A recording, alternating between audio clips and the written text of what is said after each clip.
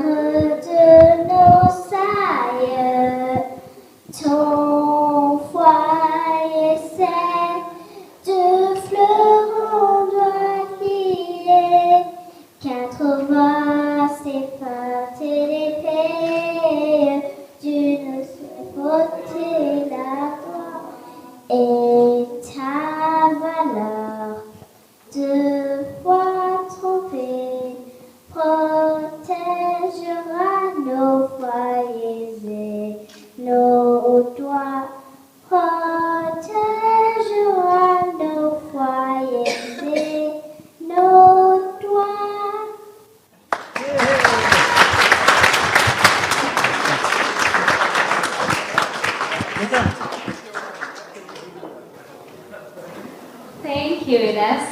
Thanks, Munni. That was extra courageous. I now invite the moderator for this evening, Salim Mansur, to come up and take over the proceedings.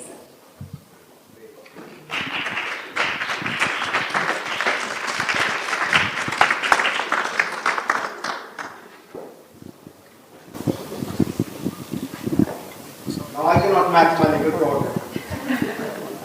She had already trumped me. But good evening. And it's such a pleasure to have all of you over here.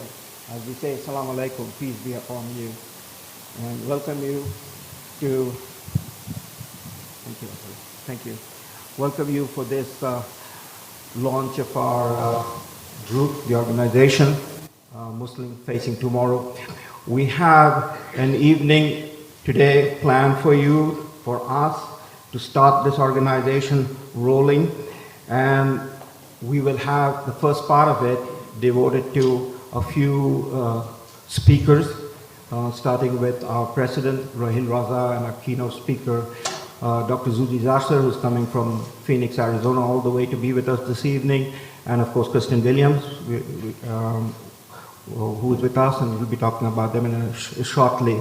We also have this evening, and this is the unique presentation, we have a docu-movie that will be showing this evening. It's about 40 minutes in length, more or less. But the unique part of it is it highlights what we, in a sense, stand for and what we're trying to hope to push for.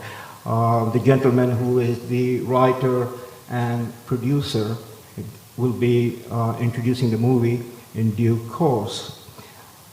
For this evening, we have tried to reach out to all our friends, and both right here in the city of Toronto, but across the country, and we have a number of people here. I just want to very quickly, I don't want to take too much time, recognize them because they're coming from great distance. We have, for instance, friends coming all the way from Montreal over here to be part of this group.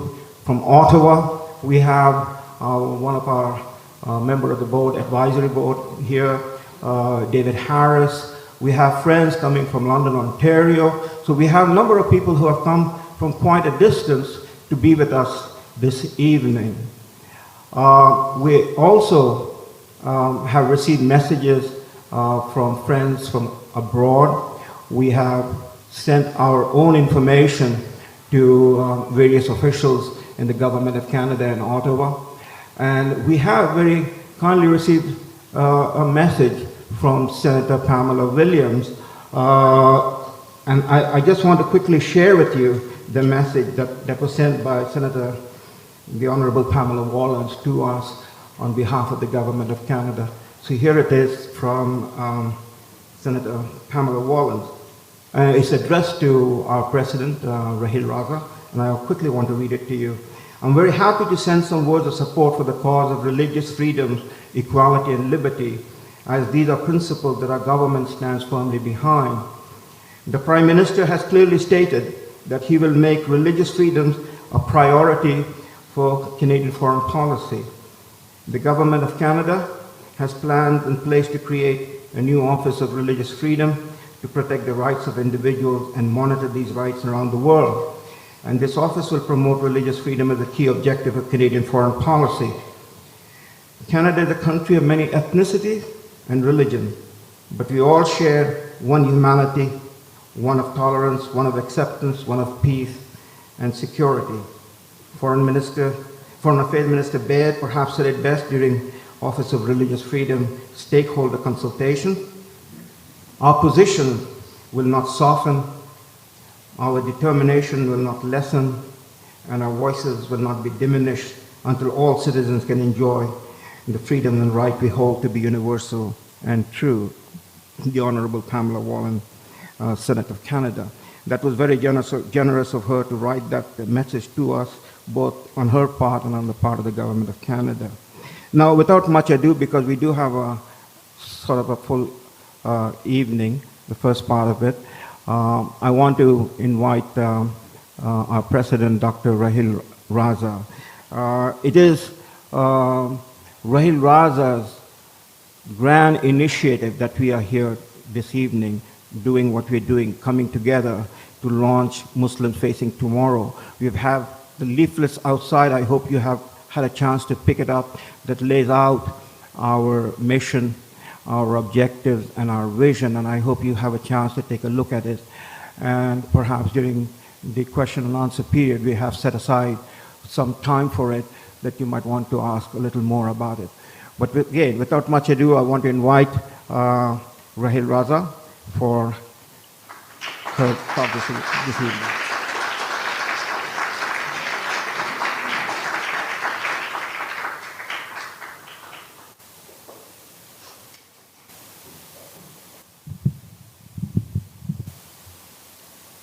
Good evening.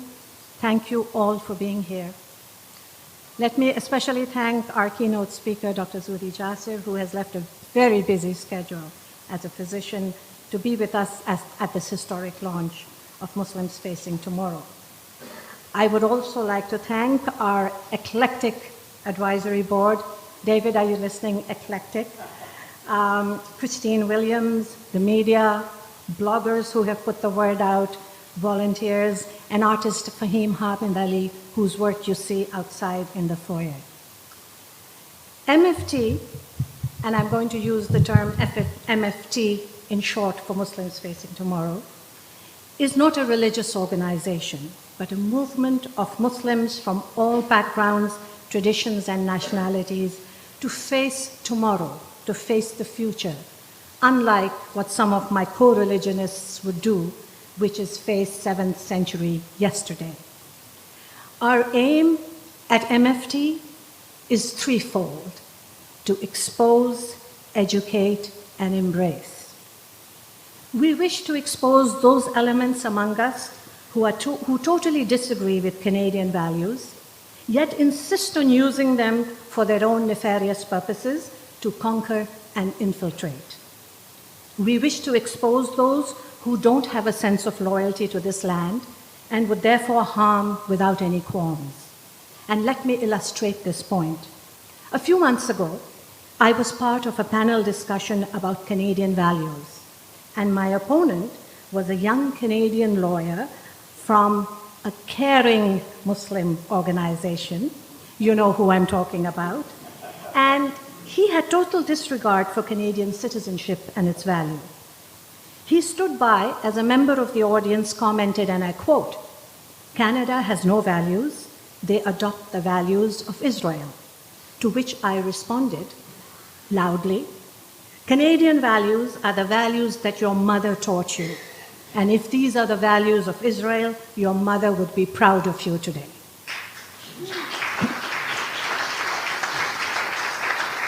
We would like to educate those Muslims who, while tired of the tirade of mullahs paid by Iran or Saudi Arabia, are reluctant to embrace change. When the infamous movie, Innocence of Muslims, was released and the protest started, I asked some of the youth who were on the way to that protest rally last Saturday if they had seen the film, and they said no. So I asked them what they were protesting about, and the response was that they are safeguarding the dignity of our Prophet, which I understand. But I pointed out that it would be more effective to show a dignified response worthy of our Prophet. And they stopped to think, then decided not to take part in the orchestrated protests, which were mostly manufactured outrage. This is where enlightenment and education of our youth is an extremely important and urgent tool to show that being part of a liberal democracy means that we have individual freedoms and that there are intellectual and respectful ways to disagree with all issues. Our youth are our most precious asset, and we must have positive alternates for them to pursue. We wish to embrace pluralism espoused by the Canadian Charter of Rights and Freedoms, offered by this great country in line with the meaning of freedom of religion and freedom of expression as outlined in Article 18 of the UN International Declaration of Human Rights, which we sometimes forget. So let me remind you that it says, and I quote, "Everyone has the right to freedom of thought, conscience, and religion. This right includes freedom to change his religion or belief, and freedom either alone or in community with others and in public and private to manifest his religion or belief in teaching, practice, worship, and observance." Furthermore, even more interesting, Article 19 states that everyone has the right to freedom of opinion and expression.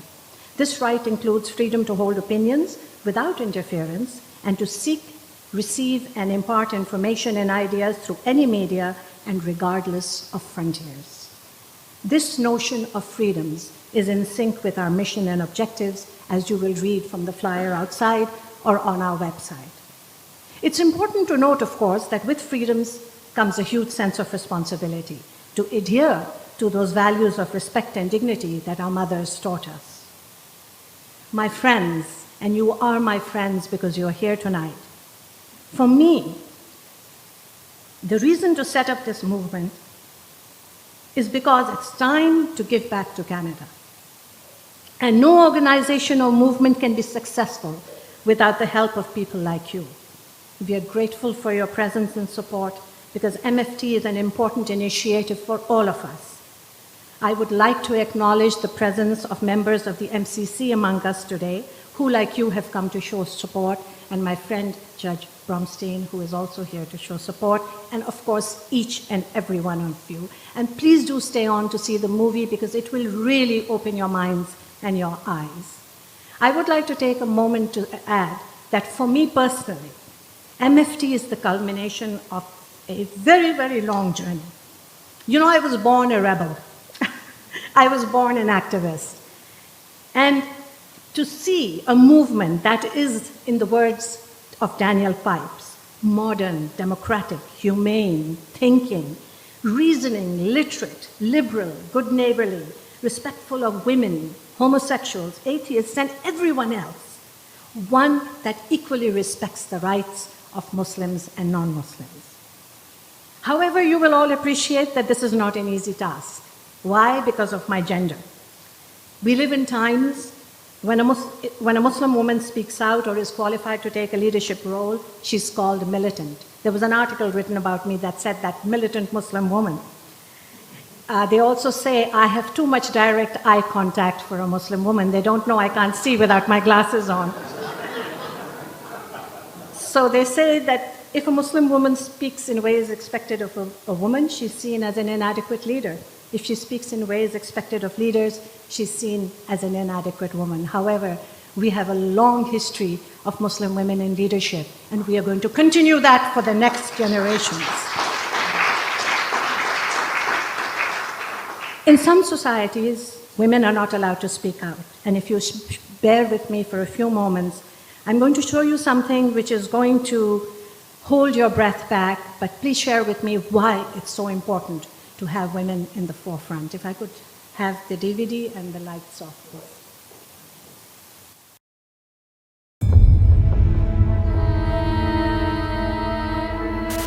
Saudi women aren't allowed to drive. Her crime? Caught wearing trousers under her Islamic clothing. For bringing shame to the family, her own husband cut off her nose and ears. The organization estimates that between 100 and 140 million women have suffered. More than 900 women died last year from honor killings in Pakistan. A man Afghan officials say is a member of the Taliban shoots her dead at point-blank range. Cases of honor violence are now being found in Europe, Canada, and the United States.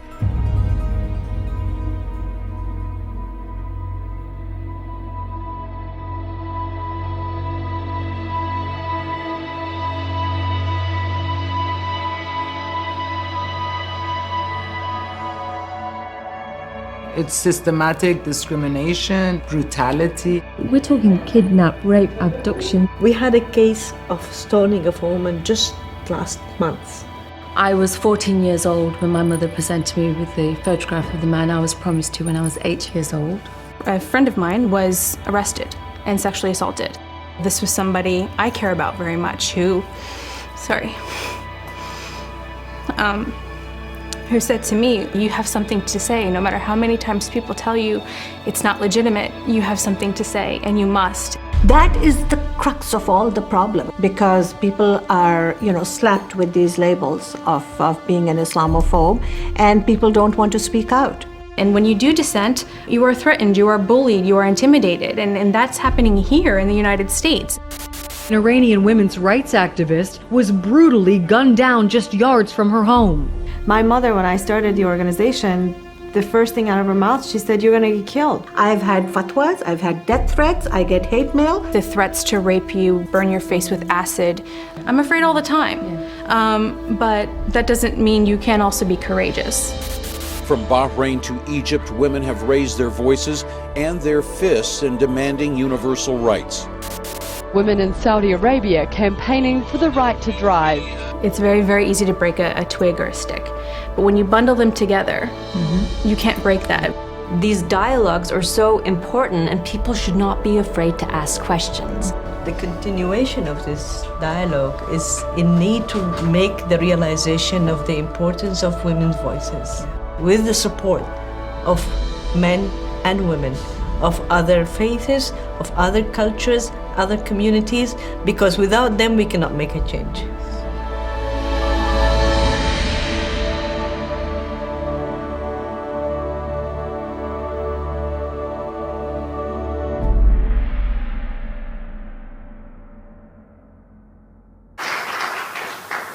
This 80-minute documentary is going to be released on International Women's Day next year, and I hope to invite you all back here to see the entire film. It has been an absolutely amazing experience. As Fahima so eloquently says in the end, we can't move ahead without the support of men and women from all faiths and cultures. So thank you once again. Today marks the beginning of a new chapter in the lives of Canadian Muslims, and we are delighted that you're with us as we embark on this much-needed initiative. So ladies and gentlemen, as President of Muslims Facing Tomorrow, with you as witnesses, I officially announce the birth of this new organization.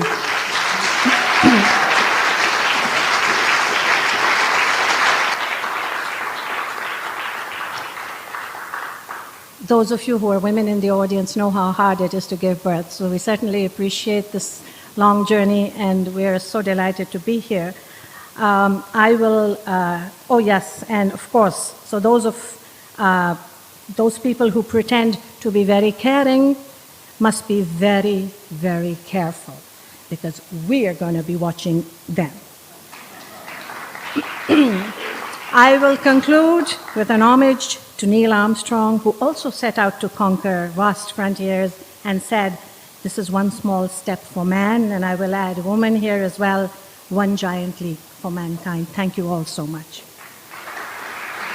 I will invite Salim.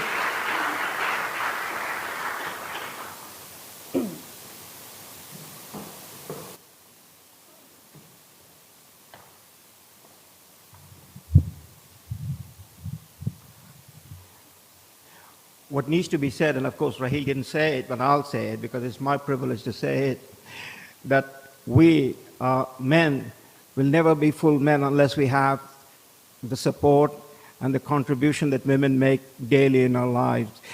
In Islam, in the Sharia, they talk about women being half of men. It's the other way around. We are half of women. And it is the women who take the lead in the most important issues of our time, you know. I wouldn't be here without the support of my daughter and my wife. And of course, I wouldn't be in this world without my mother. In Islam, it is said that heaven lies under the foot of the mother. But all of that has been lost. Well, here we want to plant the flag. In Canada, in North America, we, freedom-loving Muslims, want to reassert what has been lost and perverted by those who speak in the name of Islam, from the mosque that is funded from offshore money, and an image that is created of Islam that is completely contrary to what Raheel stands for, and we are joined with her. And we are so lucky, truly, we're so lucky, and that's why Raheel is our leader, and I'm proud to stand behind her. Now,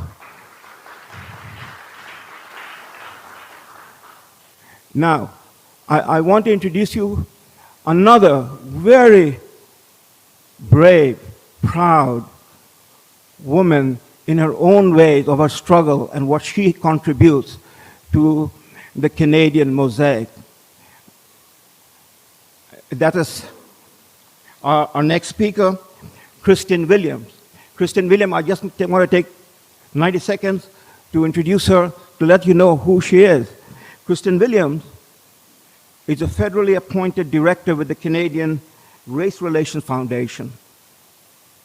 She's also a member of the Friends of the Simon Wiesenthal Center, Simon Wiesenthal Task Force Against Anti-Semitism. She's a journalist and 9-time international award-winning talk show host and producer at CTS TV in Burlington, Ontario. She has conducted over 1,600 live interviews A past political and crime news reporter and newsroom editor, Christine has served as a regular national columnist with Metro News, co-owned with the Toronto Star, where she also provided news analysis on political and diversity issues. Her writings have appeared in Front Page Magazine USA, Today Online, Islamist Watch, Wall Street Online, and the Gaystone Institute in New York, where she is also a senior advisor. She's also currently working on a book project exploring Muslim reform.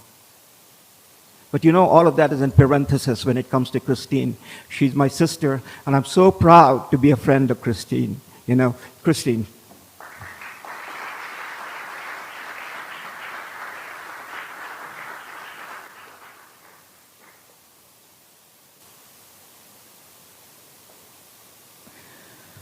What an honor it is to be here today. And I want to start by commending the works of what I called true moderates of our great country and on our continent. My premise is that we all need to support them for some critical reasons that Raheel has already pointed out, but of which I'll address as I go on. I want to highlight the special honor back again to Raheel, because it's not just her tenacity to promote human rights, democracy, freedoms when it comes to women. As Salim called me his sister, she's a wonderful person as well, and as a human being, she offers the nation huge blessings. Let me start by saying the blend of politics and religion is the crux of what we're facing today, and it's nothing new. We've seen it in India, Hinduism and the historic caste system, Islamic jurisprudence throughout the countries of the Middle East, in Pakistan, Afghanistan, and so forth. And also divisions like Pakistan's problems historically with India, Sunni versus Shia, Tamil versus Sinhalese, and Israel versus many surrounding enemies of the entire region. Now the problem, I will say, has come home to us. It is here already on our soil and seeks to advance further. It is a virulent form of Islam, political Islam, that seeks to establish Sharia globally. Islam historically has faced the challenge of the letter of the law versus modernization. It presents itself as a kind of a synthesis over time between the letter of the law and the practical application given the era. Turkey is a glowing example of that struggle between traditionalism and modernization. It had moved toward the latter and is now regressing to the older Islamic mores. Another example, and more food for thought, is the largest Muslim country in the world as we know today, and this is Indonesia.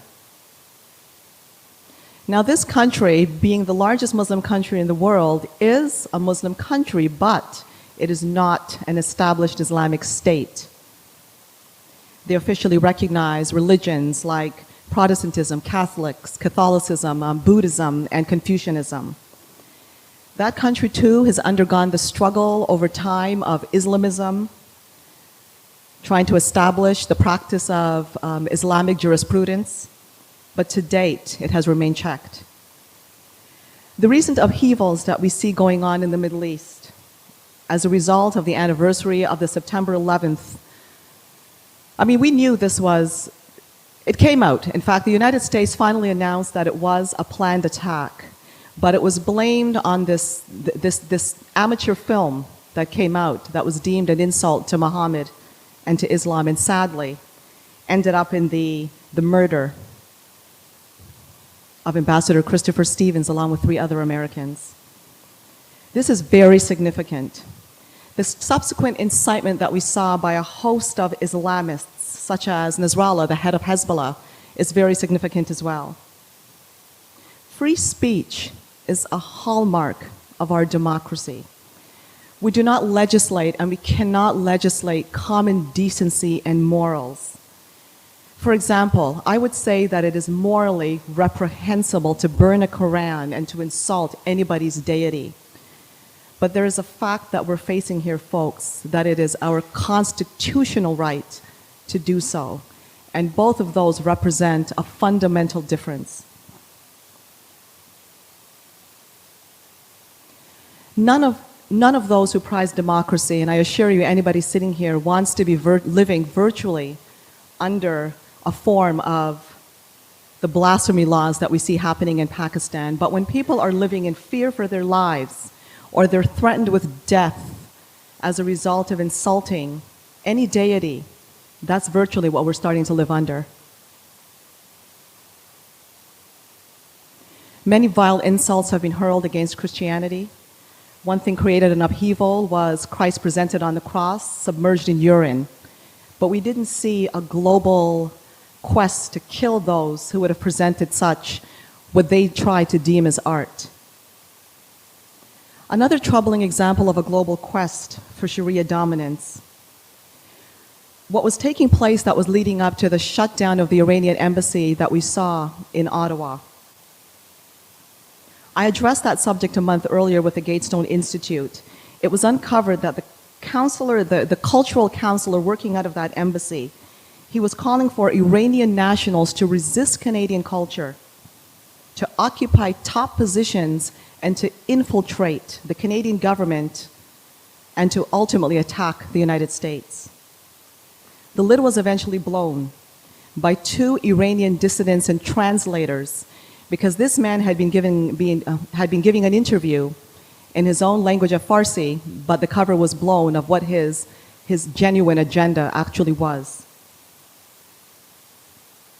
David Harris, he's sitting with us today, a top intelligence specialist. I've spoken to him personally about the subject of the 5th column that exists in Canada. And he makes it very clear of how this 5th column is out to exploit us. Our moderate voices today, the ones that you see here today, are counterpoints to the 5th column who are out there, and they're there for our education. They're often facing physical threats and marginalizations as a result of their very heroic efforts. Once upon a time, not very long ago, political Islam, in fact, was very easily recognized in the form of Wahhabism. They called for jihad by the sword against the infidel, the kafir, and it soared to a different height when we saw what happened at the World Trade Center at 9/11, although there were plenty of rumblings prior to that. Now, a host of proponents of political Islam and Sharia law are fully integrated, and they're living among us. They eat with us, they shake our hands, they smile at us, they tell us that they're moderates. But what they're doing, many of them, are practicing a form called al-taqiyya, and that is to lie to the infidel to attain whatever is needed to promote Sharia law and their ultimate agenda. They're among us, they're in every form, they may be working with you, they may be smiling with you, they may be having lunch with you. They're not easily recognizable. And these are the voices that we're hearing today, here in this room, the genuine moderates that have been heroic in warning us about their existence and what they're out for. A question I put forth to Gert Wilders, who was a guest on our show on the front line, was, Gert, what do you do with Muslims that they face death threats, just like you do, as a result of trying to promote our democracy? What do you do? What do you recommend when it comes to those moderates, those genuine moderates? His words were, we have to support them. On that same show, I asked another Muslim that happened to be part of our panel the question, do you think you should have the right to criticize Muhammad right here now on our panel? He danced around the question. He didn't want to answer it. I asked him again. I said, look, do you think you should have the right to? He says, well, why would I want to criticize Muhammad? I said, that is not the question I am asking you. I am not asking you to criticize Muhammad. I don't even necessarily want you to criticize Muhammad. I am asking you, do you think that you should have the right in our democracy, if you so chose, to criticize Muhammad? He did not give an answer, and that in itself was an answer. Back in 2005, Dalton McGuinty officially rejected Sharia law in the province of Ontario. Now, a little history, first to demonstrate the Islamist resolve. Osama bin Laden once warned in the mid-2000s, quote, "If you unjustly thought that it is your right to prevent free Muslim women wearing the face veil, is it not our right to expel your invading men and cut their necks?" Unquote. In 2008, Islamic law was officially adopted in Britain to oversee Muslim civil cases in Sharia courts, which have continued to multiply, while Canada, Ontario specifically, narrowly escaped it. Here's how it almost happened but failed. In 1991, Ontario changed its Arbitration Act to include faith-based arbitration. Now, this was to settle family disputes such as divorce, inheritance, custody issues outside the court system. Now, Care Canada at that time was so pleased in 2004 that they released a statement that this was a form, they called it, of accommodating the needs of religious minorities within a cultural society. Shortly after that, the Islamic Institute of Civil Justice pushed the envelope by saying that it wanted this faith-based arbitration based on Sharia law. The proposal was met with stiff resistance from women's groups and moderates, just like Raheel and some of who you're seeing here today. Dalton McGuinty, as a result, resisted any form of Sharia law in Ontario in 2005, and that, to me, amounted to a near miss. An example of how we as a society get deceived, and I've seen it in the Christian community, the Archbishop of Canterbury, Dr. Rowan Williams, in the late 90s paved the way for Islamists when he said that adopting parts of Islamic Sharia law would help maintain social cohesion. He reasoned that the UK has to face up to the fact that some of its citizens do not relate to the British legal system. He concluded that adopting Sharia law in the UK seemed unavoidable. Yet other church leaders and politicians expressed concern that this would mark the beginnings of what they refer to as a parallel system. And it did, as those courts also started to settle cases involving domestic violence, a crossover into the realms of criminal law. Women are regarded as inferiors, and we saw that film to what degree they're regarded as inferiors under Sharia law. So it's clear how women would fare in such cases. McGuinty did well to reject Sharia law, but once again, we owed it to the efforts of the moderate Muslims that we see here in this room. Genuine moderates. They support human rights for all. They support free speech. They may not like the cruelty and the disrespect that we see for religion that could rise out of a right to free speech, but they respect free speech. A big question I often personally get challenged with, and I've gotten emails about this, was, well, how could a moderate Muslim or anybody that claims to be Muslim say that they are a Muslim when they're rejecting the violence that is perpetrated in the Quran? This is a question I get all the time. I cannot afford to be judge and jury to people. Their spiritual walk is their domain, and they're accountable to God in their own domain. But I will say, once that tramples my democratic rights, that's when it becomes my business. If we take a look at the Old Testament or the Torah, and there's a command to stone adulterers, to stone homosexuals, we don't see that being practiced in the state of Israel, nor do we see it being practiced in any Western state, for that matter. This is something that is not accepted. The Muslims that we see here today are trying to do the very same thing, so why not allow them the same courtesy?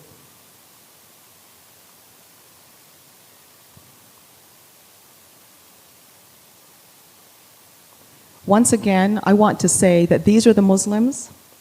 They reject Sharia, they recognize Israel's right to exist, and they support our democratic right to free speech, no matter how offensive. One final note, we live in a multicultural society, and yes, we recognize that not all cultures are equal. And this is a difference that we see in the Multicultural Act that not many people recognize when multiculturalism gets brought up. They think it's something that refers to we enjoy each other's food, each other's dance, each other's culture, and I couldn't agree more. We enjoy humanity, we enjoy the various realms of humanity. But when it comes to a direct conflict upon our democratic rights and freedoms, there is no equality there. A society that will behead an apostate in public, that will throw acid in women's faces for becoming educated, that will stone women for being accused of adultery and all kinds of crimes that they may not have committed, that will trump up charges against people, like we saw with that 11-year-old girl that ended up imprisoned in Pakistan, where even Muslims there, for the first time, joined together, and they opposed that kind of ridiculousness, because a lot of what's happening under Pakistan's blasphemy laws are downright lies against the Christian community in order to expel them and to marginalize them. Later on, you're going to see an amazing film that this fellow here, Hassan, created, and it's something that you wouldn't want to miss, because it shows you not only how terrible Sharia law is and the damaging effects of it, but how real the threat is in our world today. Once again, I applaud the efforts of our moderates sitting here today. Thank you.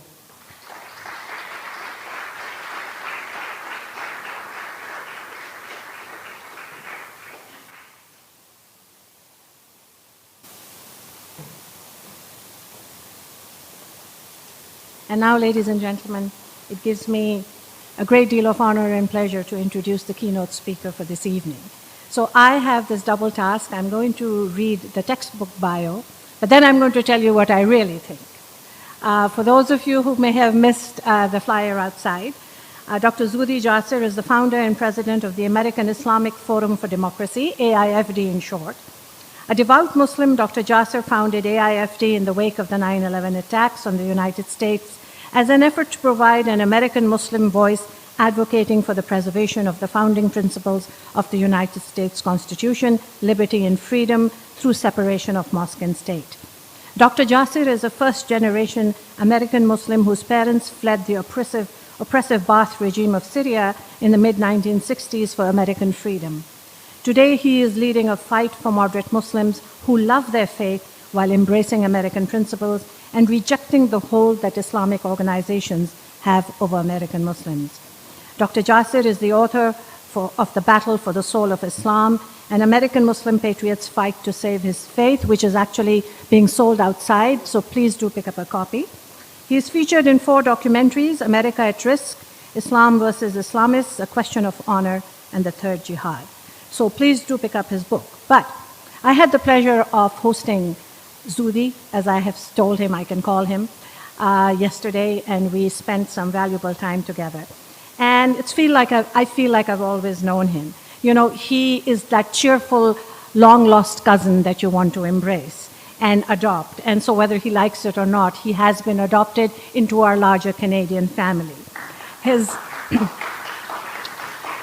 Zuhdi's stance on tough love, his steadfast love for our faith, and his cheerful demeanor will endear him to all of you, I'm sure. Zuhdi, please come up. Thank you.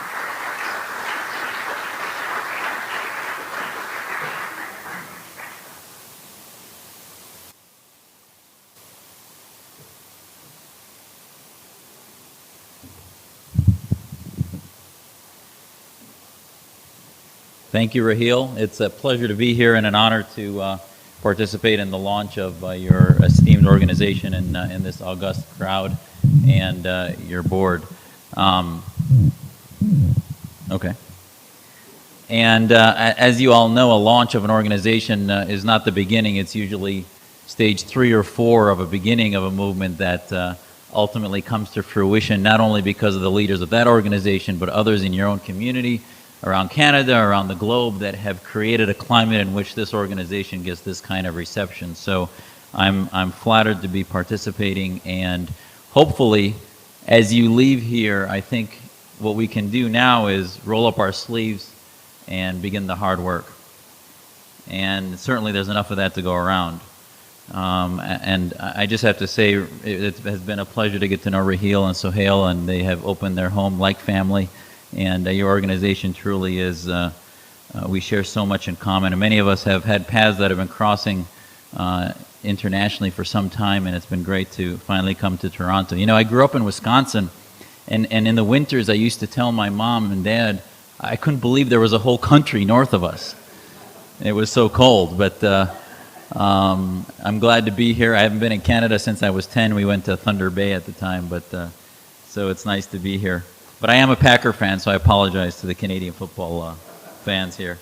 I do want to I have two goals for you to leave here with today, and I think one of them, I hope we can come to an understanding of what the problem is. As a physician, while my day job is treating patients, I still look at things as problems and diagnoses that then need treatment. So I hope we can leave here understanding that while many of you may get it, and that's why you're here, you're motivated to understand that there's a problem, I still think that our major problem is not even the solutions yet, but really educating the rest of Canada and America that there is a problem and what it is and how to define it. And the second is that you leave here feeling that there's a vision for a solution. Because there's an old Arabic saying, and in Arabic it wouldn't mean that much to you, but it basically says that when you point to the moon, the idiot looks at the finger. And, you know, the bottom line, this is, you look at these videos, you look at cartoons, these are all distractions to the real problem. And when you look at multiculturalism and all the other issues and the fronts in this battle, these are distractions.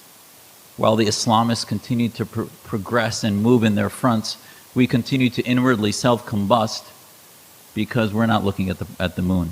And I think it was so apropos that Raheel used Neil Armstrong as an example, because I do think we can get there. And when President Kennedy talked about going to the moon, I don't think he had a definite confidence that he knew we were going to get there. But he said we were going to get there, and ultimately we did.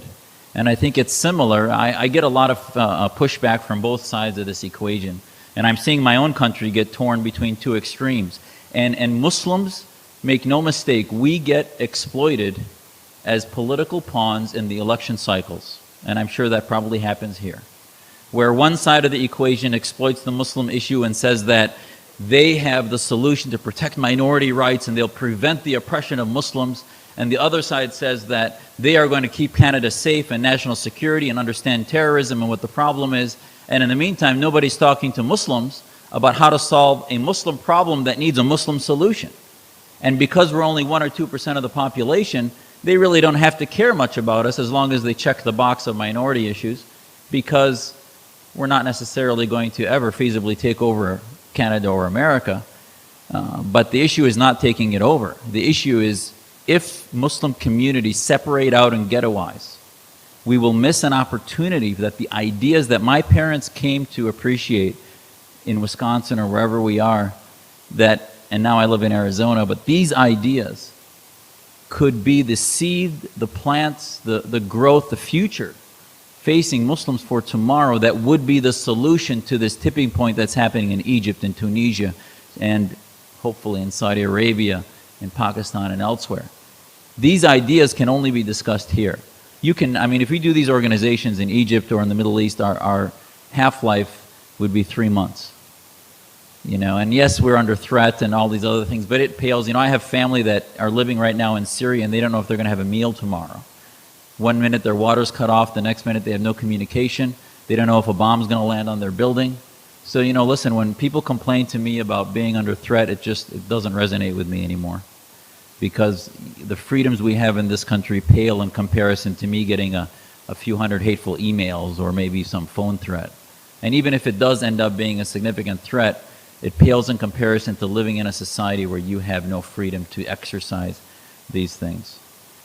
And I know it was discussed before in the film, but I was in the Navy for 11 years, and my friends at the Navy SEALs used to have this saying that one of the ladies mentioned there, which was that, and the movie An Act of Valor, which I'd ask you all to see, talks about how you can take, the SEAL teams used to have a saying that they talk about, which was you take many different twigs and you put them together.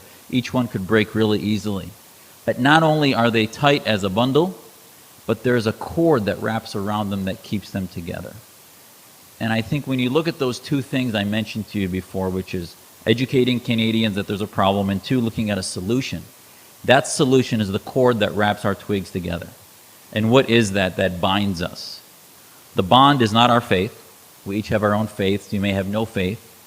The bond is an ideology that creates a society in which you feel in your heart and soul that you belong in a country, that you live and you breathe in a country that protects you and believes in you and gives you equal opportunity to prosperity that every other citizen has. And that is a formula that the West has figured out through Enlightenment, through Reformation, through modernity, that And I don't think it's an accident that the word Christian doesn't appear in the U.S. Constitution. Because these Christian, pious founding fathers realized that it was the diversity of Christianity that made it rich. And it was that diversity, in order to maintain it, they decided that they needed a government under God, but not under Christianity. And this may seem esoteric to our discussion, but this was why we formed our organization, because when we looked at 9/11, we realized again that this was just a salvo. 9/11 was another salvo in this battle. Al-Qaeda actually upset the Muslim Brotherhood and a lot of the other Islamists because they outed really what their underlying goals were globally. And it was one violent manifestation of what their mission was, which was the spread softly through nonviolence, evangelically, hardly militarily through terrorism, which the goal, what is the goal of terrorism? The goal of terrorist organization is to weaken your resolve so that you withdraw out of Muslim majority countries, so that you withdraw not militarily but ideologically out of those countries, so that they can control the propaganda, the mission, the vision of those countries and put into place Islamic law, Islamic states, etc. In the meantime, if they allow us to move in and inwardly here, then you have the Organization of Islamic Cooperation, these 57 countries that ultimately will create what I call the neo-caliphate of the OIC and move forward to do that. And that's not fear-mongering, it's a reality. Look at how these countries operate. On the one hand, they're at each other's throats at various times between Sunni and Shia, sectarian violence, etc. But then whenever it comes to demonizing the West and conspiracy theories, they come together. And again, this is not esoteric. This conflict is at the heart of every Muslim child, every Muslim family that is dealing with these issues in which geopolitics get internalized into our identity.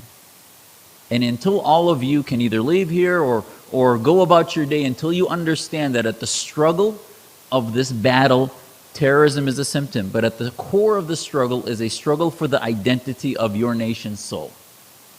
And once you can figure out how to take our kids, I have 3 kids, and at the end of my book I have a letter to them in which I talk to them and say, you know, listen, I'm going to be a devout Muslim and pray 5 times a day and fast and believe in my faith, whether I have any rights or not.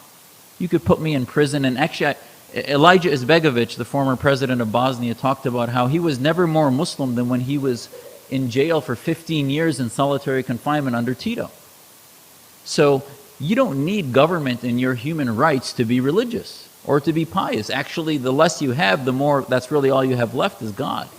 So therefore, what you need your government for is to give you freedom to create, to choose, to reject or accept any ideas. And one of the things we teach Muslims in our Liberty Project is that as youth, religion is only realized when you live in a laboratory that allows you to reject it. You only are expected, so I as a Muslim, if I believe in the Day of Judgment, that and I believe, I was taught by my parents that there's an angel on each one of my shoulders that watches and writes down all the good and bad things that I do. Now I know that sounds like the guilt that mothers always put into you, but it's part of our faith. If you truly believe in a Day of Judgment, then you have to live in a society that gives you the freedom to do good or bad things to yourself. Now obviously if you're going to do it to others, that's where the government needs to intervene. And I think this is the philosophy of Western Enlightenment and modernity that we have to teach our kids, that you don't have to have an Islamic State identity, that the community doesn't need a religious identity, that the identity that I fought to preserve in the Navy and that I got close to and I knew that my fellow SEAL members and others were all defending was about freedom. They loved me as much as they loved their Jewish friends, their Christian friends, their atheist friends. That what brought us together was that common bond of American nationalism, and not only nationalism, but that common bond that we each had the equal opportunity to succeed through free markets, through all the other aspects that allowed us to have that American dream or that Canadian dream. And I think this is what we need to bottle up, figure out how to get our youth to bond to it, and that's going to be the only way to inoculate them against radicalization. Because once they understand what this identity is and they feel bonded to being Canadian, The imam that I saw in college that would stand up and blame, I remember in the 80s at university, I had gone to college pretty naive about political Islam. I had learned my Islam in reading scripture in a small mosque that was just 4 or 5 families that had started in northern Wisconsin. I thought Islam to me was just a personal spiritual journey, much as Sufism and other of the metaphysical teachings are in our faith, not only in Islam but others. And I went to the big city in Milwaukee and learned that it was also a political movement. The imam was talking about American infiltration into Afghanistan and the CIA's operations with the Mujahideen, and I heard about foreign policy in Israel and all these other grievances that all of a sudden tied my faith to this political movement. And after a few months, I couldn't take it anymore, and the imam told me I didn't have a right to an opinion because I didn't have a degree in Sharia. I'd call my parents and complain and say, I know my mom wanted me to go to the big mosque there, and I told her it's a waste of time. They're not spiritual. They're not. It's about politics. It's about a political movement. And she understood, but still wanted me to bond with the community. And I think one of our challenges is to build a new community, not only inside the mosque, but outside the mosque. That our Muslim identity doesn't have to be wedded to the old infrastructure. Just like now, we have friends that now our friendships are based on Facebook, not on what they used to be based on. And I don't know if that's good or bad, but things can evolve. And I think similarly, our Muslim community needs to evolve in the way in which we build our relationships and our identity within the community, and that we also empower our youth to have opinions, to be critical in their thought, and not denigrate their opinions because they're not an expert. You may have seen, there was a campaign from a lot of American Islamist organizations that tried to marginalize my voice on the U.S. Commission on International Religious Freedom by saying that I'm not an expert. And the interesting thing is what they cited for me not being an expert, most non-Muslims found to be evidence of my expertise. They cited my experience in the military and my experience with graduate degree, etc., ignoring the books I've contributed to, hundreds of articles, etc. That didn't matter. You have to have a doctorate in Islamic education. And Daniel Pipes just wrote a piece a week or two ago saying, actually, if you look in academia, most of them are part of the problem, And he was the only one not criticized because he had a degree in Islamic studies. And yet, interestingly, this ivory tower assessment has created an oligarchy in the Islamic tradition that has prevented reform. And when we talk about ijtihad, or in Arabic it means the critical analysis of theology in light of modern day or new thinking or reform, they say that can only be done by true people that have the qualifications to do that. And one of the premises of our organization is that every Muslim has a right to question and begin this investigation.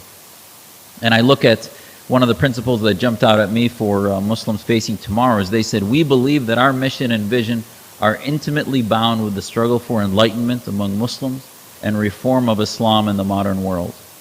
And if you look at the West, yes, ultimately you needed your Martin Luthers and you needed people within the theology to change the ideas. But the soil for change, the fertile soil in which that happened, was lay Christians, like Jefferson and Madison and all the thinkers that really began to break the ground, the pioneers that broke the ground for liberalism, classical liberalism, that I think were the foundations of Western society. And I don't see why Muslims can't go through a similar evolution. It won't be the same, but I think it could be very similar. In my life, as I told you when I was at the university and on, I realized that there's not one Islam. There are many Islams out there. And there are many Muslims and non-Muslims that are in denial. To deny that Osama bin Laden is not a Muslim is a barrier to reform. To deny that his ideas came from a version of Islam that we have to deal with. And in many ways a dominant version, because if you look at these rioters in the street, as much as I was one of the talking heads trying to tell people, listen, there's just a few thousand out there, most of them were not rioting. I also was not, I was not oblivious to the fact that, remember, you have learned institutions in the Middle East that were saying things that were driving these riots. On the one hand, they were condemning violence, On the other hand, you had Al-Azhar, which is the leading seat of Sunni learning. If there is a Vatican in Islam, it would be Al-Azhar, right? You had the head of Al-Azhar saying that the West needs to revisit its so-called freedom of speech and what it does to Muslims and its war against Islam. He used very inflammatory language to describe this that I think is no different than a match. I mean, talk about inciting violence. I believe that these individuals incite violence much more than that cheap, trashy film did. And I think for us to give them a pass is where we have been shirking our responsibility as Muslims. And this is where I think we need to start shaking the trees. Is, enough with blaming America and Canada and blaming all these other things. Start shaking the trees of Al-Azhar, of the Saudi Wahhabi leadership, of Islamic organizations in the West that somehow start to apologize or defend, passages that get interpreted that it's okay to beat women or that it's okay to do things that are not only an anathema to Western civilization, but I believe an anathema to the Islam my parents taught me. So how do we reconcile that? Is it basically that we just separate history from religion? And I believe there are ways, and there are many scholars more learned than I that have looked at these passages, and I talk about some of that in my book in detail, but have looked at the passages and defined them in ways that give us the ability to bring our faith into modernity and reconcile passages that allow us to live in families where men and women we believe are equal, that allow us to say that this passage applied to one tribe and was about just war against one tribe, but doesn't mean you then profile all Jews for all mankind, or you profile all pagans or all non-believers forever. It had to do with one specific battle. And this whole concept is part of the reform that needs to happen. But I think ultimately, as you look at Muslims for tomorrow, it's all about the narrative. We have allowed ourselves, as Canadians, as Americans, as Muslims, to let them define us. They have defined us through our policies. They've defined us through things that may be grievances, as they call them, and through a victimization mantra. And what's happened is if you have a certain amount of attention that Canada spends looking at Islam, they fill that bandwidth with victimization and grievances. We're left with one little bandwidth. We're left with one little part of that bandwidth that allows us the room to talk about reform. So if you ask me, why do so many people say, where's the moderate voice? Because so much of the attention is in this victimization, and they don't see us soaking it up with abandoning denial and taking responsibility. They don't see us as part of the solution. And the they meaning all the non-Muslims and people that are looking for hope. And I think the best thing we as Muslims, yes, there's other organizations that can deal with the civil rights issues, ACLUs, etc., and I don't know what the equivalent of the ACLU is in Canada, but at the end of the day, if you want to help Muslim civil rights, the best thing you can do, it's like the candidate running for office that thinks he has a PR problem and deals with the PR issue rather than the ideological issue. Once we deal with the ideology, and Canadians realize that we have to be the head of the spear in the solution, I think the needle will start moving towards really respecting our community, not fearing it, and feeling that we are part of the fabric of America and part of Canada.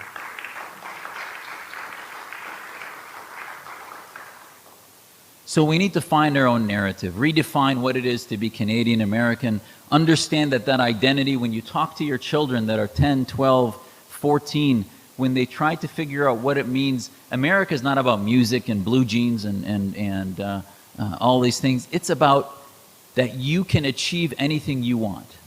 That whether it's music, whether it's art, whether it's individualism. I was blessed with parents that taught me that Islam was what I made of it. That my prayers were conversations between me and God, and that I could make of it what it meant. And submission to me was that it meant that once I've done everything I can to maximize the gifts that He gave me, then the rest is freedom. And that was a personal choice and not a choice that society made for me. So when you roll up your sleeves and you figure out what do we do, how do we achieve that identity, we have to start giving, I think, Muslim students and youth avenues of taking over that narrative. and not letting the Islamists define it based on a collective. I can't tell you the number of Muslim youth in college that I talk to, and when I ask them about non-Muslim things, about political identity, they've never been exposed to how to have an identity politically that is not wedded to their faith. And to me, that's very sad. Because, you know, I have my own politics, and as much as my antagonists in America try to label me as a tool of the right, etc., you can talk to any Muslim youth that volunteer in our organization, and they'll tell you, we have a no politics zone in our organization. We might be critical of the Obama administration on their policies on Muslims and Islamists, and as I was with the Bush administration, and I might be a conservative certainly in Arizona on medical health care issues, on politics, etc., but when it comes to AIFD, I think actually our Liberty Project has students from the left to the right, because we want them to have a political identity separate from their faith. Now, when you roll up your sleeves and you look at the theology that we have to reform, let me run through some things that we have to look at. Not only the separation of mosque and state, but even the concept of ummah, which means community, but it also in Arabic means state. What do we do with that? How do we need to relegate that to history.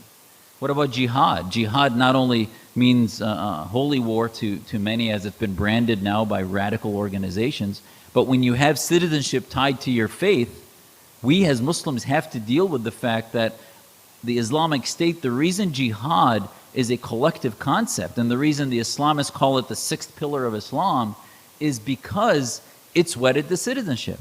It's wedded to this Muslim military that has the preeminence. I mean, the Nidal Hassans of the world, who committed the Fort Hood atrocity, he has a bio similar to mine. American-born, grew up patriotic supposedly, ended up going to a military academy for medical school, and then he didn't self-combust into a radical overnight. His issue was identity. And I guarantee you, even though he was wearing one of our uniforms, from the very beginning, I believe that he grew up in a family, and you can talk to his family if you want, that in which he was told that America was part of some Zionist conspiracy, they were killing Muslims around the world, and that was the first step towards a path that tipped him into radicalization. And he was one of those that end up in the violent end, but there are millions that end up in nonviolent, separatist, different shades of movements against the very country in which we live. And another fronts in these wars include definitions of what is Sharia and what's not. You've heard a lot about that already. The definition of how we argue. The very substance of how you argue in the parliament here or in our Congress in America. We argue based in reason.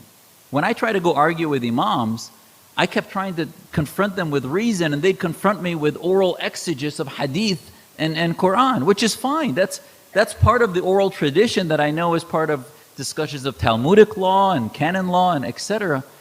That has a role. But still, as a Muslim, I'm not going to believe anything you tell me until you convince me that it makes sense. And that's the Islam my parents taught me.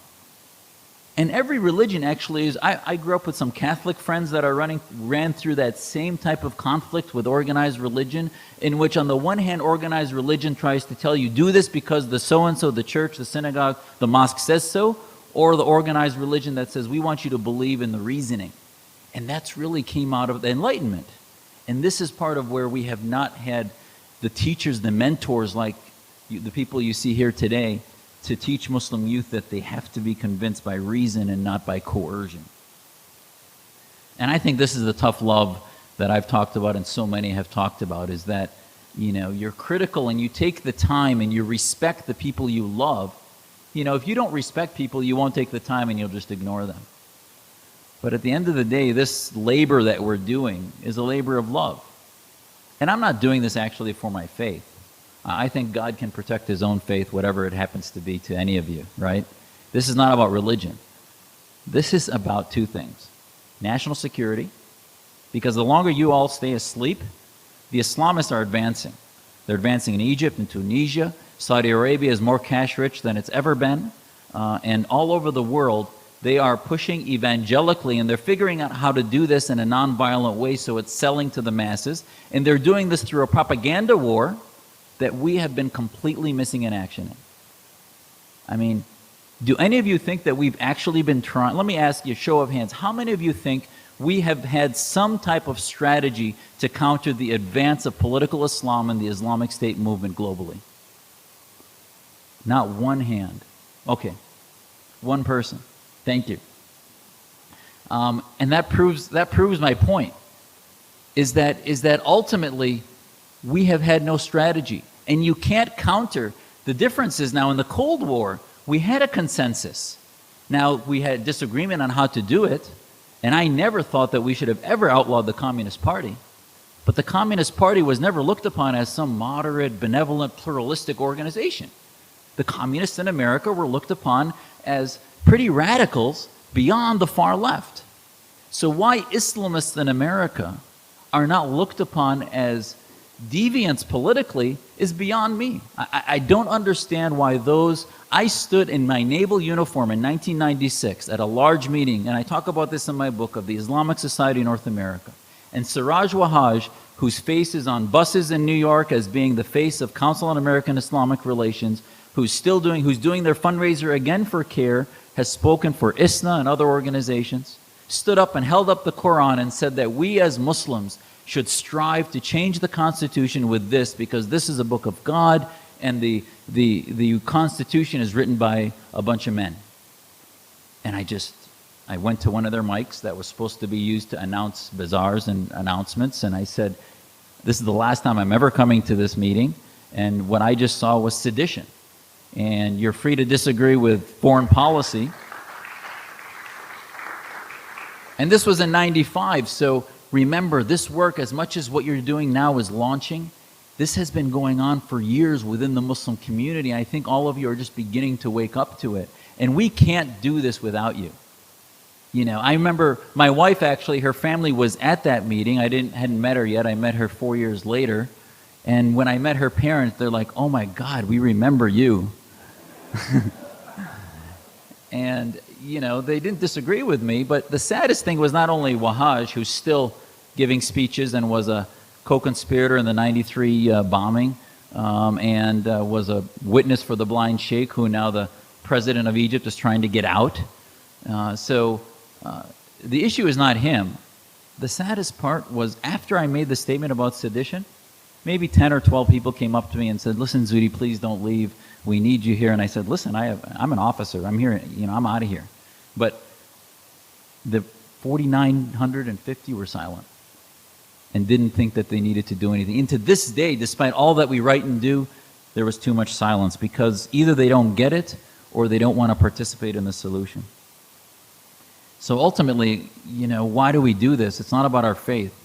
If we're going to protect national security, the conflict of the 21st century, these are not, please don't try to compartmentalize like our media does, Egypt into Afghanistan, into Iraq, into Fort Hood, into all these different compartments.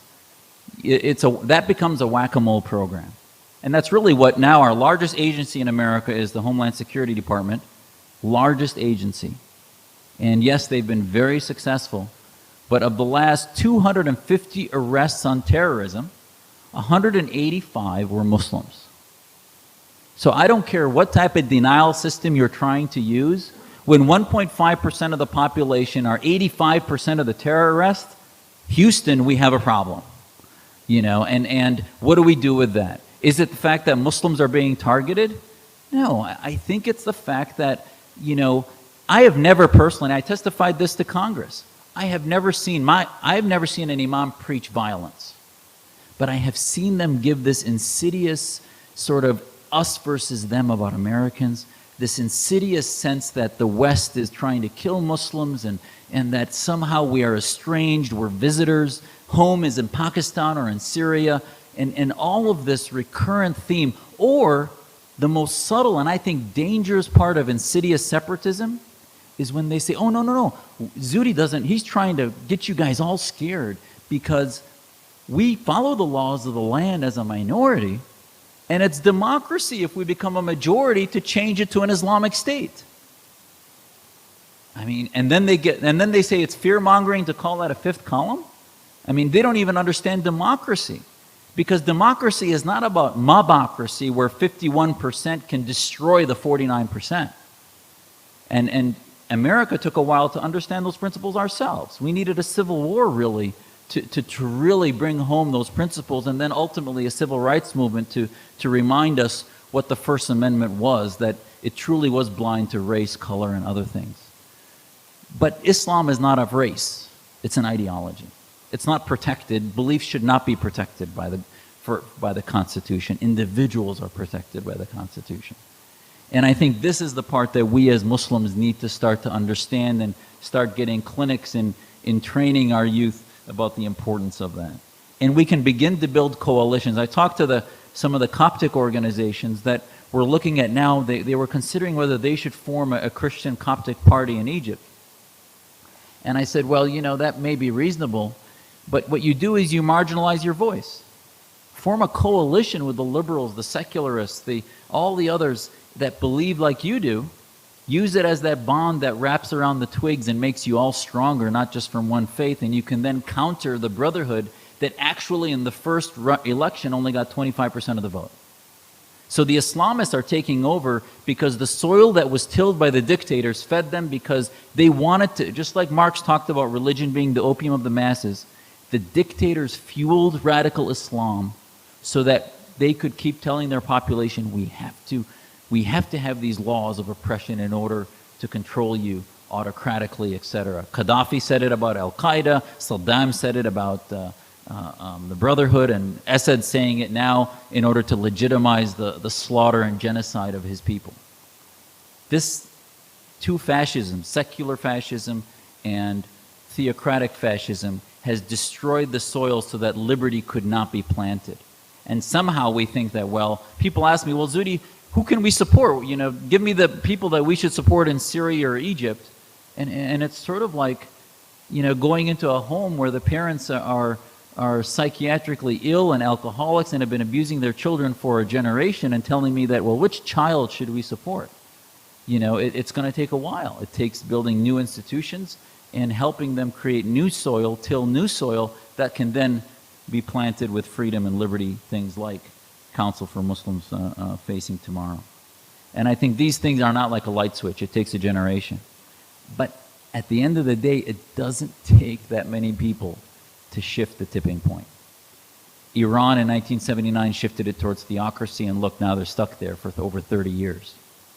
The tipping points are happening now, and I don't think it's going to take, because the Islamists, when you take an Islamist and you put him against a Muslim, a liberal Muslim that understands the religion enough to tangle with them, they always lose. Because human beings don't want to be told how to practice their faith, no matter how orthodox they are.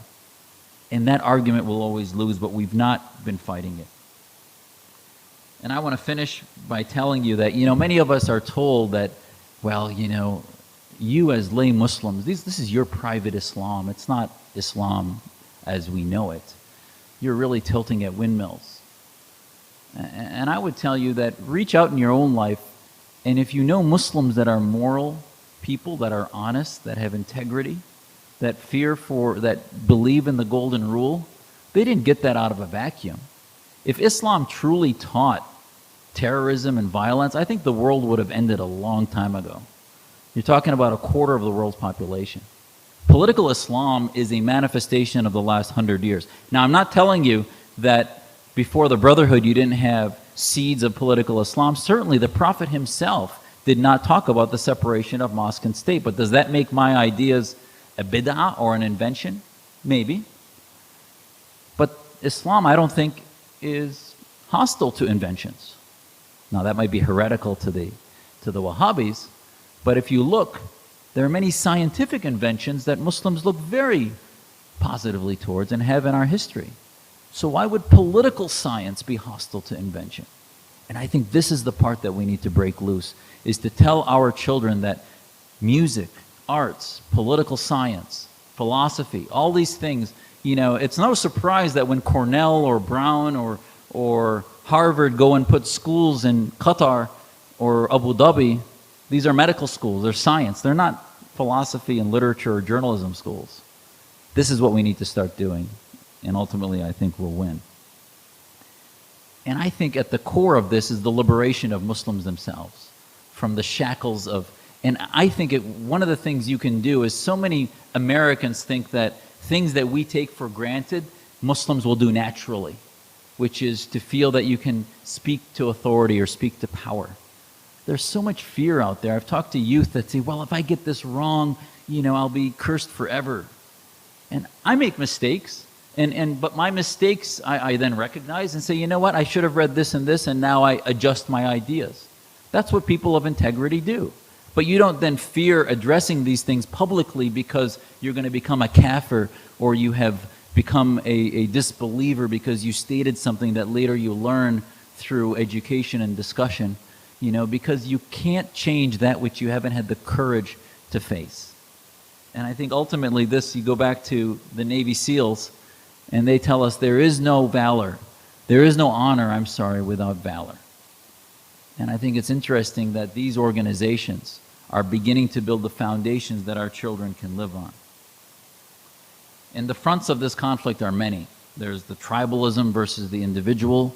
There's the reason versus scriptural exegesis. There's minority rights versus majority rights. There's nationalism versus theocratic identity.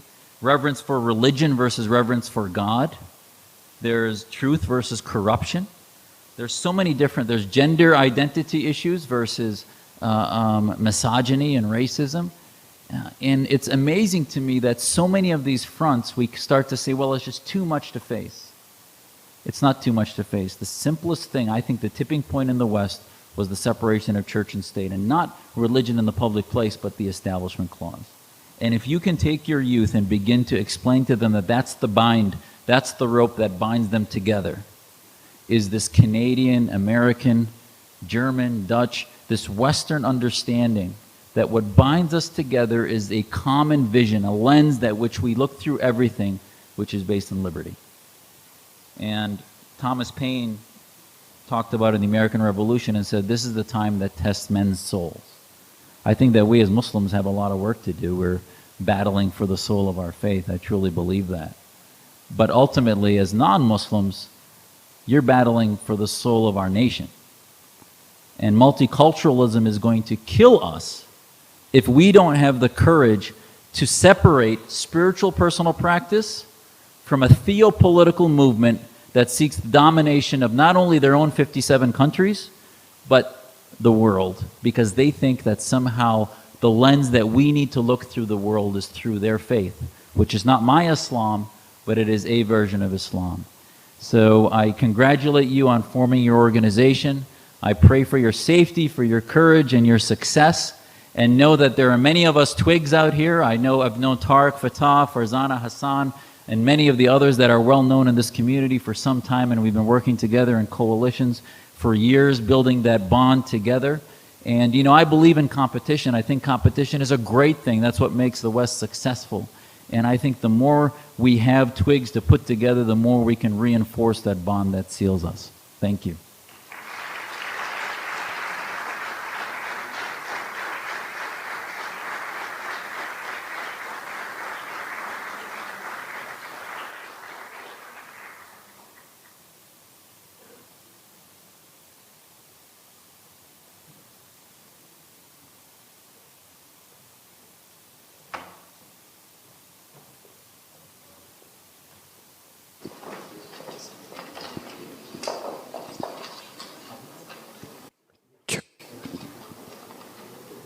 This is the important question and answer period to our evening. And we're inviting any and all of you to ask your questions. I will ask that you keep each question minimal 30 seconds. One question each. I will go to the person who wants to ask the question. Yeah. Okay, and they so can Raheel Raza is going to go. You raise your hand and he'll come to you. Hey, one hand's up right now. 30 seconds. Name and brief question. Can you please give your name first and your brief question? Thank you. My name is Sharon Isaac. My question is I know of someone, a young woman, who might be in danger. She's a Muslim, and I was wondering in a gathering like this if there's any group who can support a young woman, a Muslim woman, who might be in danger from her own family.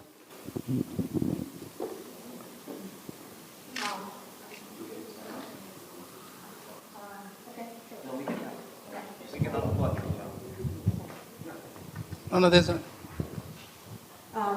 Yes, certainly. There are organizations in Toronto that do social work, and if you want to email me at some point, I can refer you the name of organizations that they can go, which would help. Also, the first thing we have contact law enforcement. Yes, and if the woman is in danger of her life, then I think you should encourage her to contact the law enforcement agencies right away, because if there is danger to her life, then she needs to get protection. But certainly we can direct you to organizations that would help. Thank you. Okay, the gentleman right here first, and then we'll get over to you afterward. Yes. Hi, my name is Roy Epen. I blogged about this event, and I had several comments saying, I'm being hoodwinked, and that Islam itself is evil, and I don't want to believe that. And how do I reply to my commentators?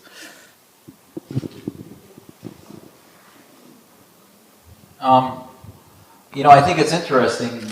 How do you prove to somebody that somebody's not lying to you? And I think the best proof is that we are all laying out a public record of what we believe. And this is why I think this work is actually one of the main reasons I'm doing this, is that, many of us are doing this, is there are those people that do this taqiyya, this simulation where they say one thing and then do something different. And my family and others, and I think one of the unique things and the reasons why I'm working with all the people you see here is one of the beliefs that ties us together is that we say the same thing in our dinner table that we do here, that we do in our mosques, that we do everywhere. So we're not splitting speech, and we say the exact same principles. And I think this is what you should respond to them and say, even if they believe we're giving mythology. Okay? For example, Judaism believes that all of Christianity is possibly mythology, right? But yet they've come to an agreement that as long as that mythology doesn't step on their rights, they will respect it, and it has proven itself to be respectful of each other's rights through the evolution of the Western principles. And I think similarly, as a Muslim, I don't expect Christians to believe that the Prophet was a wonderful man. I mean, otherwise they might be Muslim. So what I expect them, for me to then be a true reformer, how could I reform a faith in which I believe the founder was anything but of the highest character? So somehow I have to find a way through the stories to legitimately either dissociate from some of the narratives that are wrong, such as there's a saying out there that they think the Prophet said, kill a Jew behind every stone. They believe that he consummated a marriage with a lady that was 9 years old. I don't believe that to be true. Now, whether that's truth or mythology is between me and the Muslim community. But if we can reinterpret these things in a moderate way that says that marriage wasn't consummated till much later, that ultimately these wars were very limited, and you have a narrative that is redefined in a moderate way that doesn't threaten Jews today or threaten Christians or non-Muslims, I think that's what they should look for. And not try to say that, well, because otherwise there's no solution. Otherwise you're basically, and I think the response, and I've debated Robert Spencer before, and I think they give very legitimate concerns, but they're not giving solutions. Either you're going to declare war on a quarter of the world's population, or you want to find voices from within that are voices of tough love that can lead that community, not just one person, but hundreds of voices, that can lead away from the theocracy, away from the supremacism, towards a similar type of reform that happened in the West. Okay, the gentleman over there. Hi, my name is Zuhdi Jasser. My question to all three of you is, what non-Muslims can do to help you achieve the goals, the admirable goals which your organization is going towards? Thank you. Well, if I may address that question, Raheel. We stated in our mission and in our objectives that this effort of ours that we are launching today, that we have launched today, and it is, by the way, it is about facing tomorrow. It is not about nostalgically looking at the past. It's about facing tomorrow. It's about standing here in Canada, in North America, as Zuhdi is from the United States, and that this facing tomorrow is to be one that we can achieve looking forward in time only with the support of our non-Muslim friends. We are, after all, in Canada, in the Canadian context, whatever may be the various perspectives of Muslims in this country, the fact of the matter is that we are about less than 1% of the population. The latest Statistic Canada figures is 884,000. I'm just pulling it out of my head, So we are minuscule, but we are making a lot of racket. And we're making a lot of racket. The media also focus on a lot of racket that we are making. And we want to be the counter voice.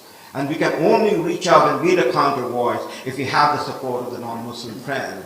That there is, as Zuhdi has been talking, as each one of us believe in a different way, that there is no one face of Islam. There are many faces of Islam. But the dominant face that we are faced with since at least 9/11 is the face of Islam that we put on our masthead that is ugly. The life is beautiful. God is beautiful. And we want to present the face of Islam, which in Arabic we call husn, beautiful. Okay? And that is where the contention lies in this great struggle as we face tomorrow. And we're not going to make any progress without the support of you, my brother, Zuhdi Jasser. Add one thing, and our organization has a list of things we tell audiences when they ask us that, and I think it applies to Raheel and Salim's organization. Stay informed, join their mailing list, join our mailing list. Host events in which you have Muslims debate each other. Because there's no way they can call any of us on this stage Islamophobes. So all of a sudden, the same issue gets well beyond, and I've had panels that I've done in Des Moines or in Florida, elsewhere, where all of a sudden interfaith work that had been going on for 25 years falls apart because I had the head of a mosque in Des Moines stand up and say that, well, we can't separate mosque and state and Islam, period. That's an invention of the faith. And all of a sudden I then turned to him and said, so how is it that you swear allegiance to this First Amendment of our Constitution? And all of a sudden they realized that this person harbored ideas that were not consistent with Americanism.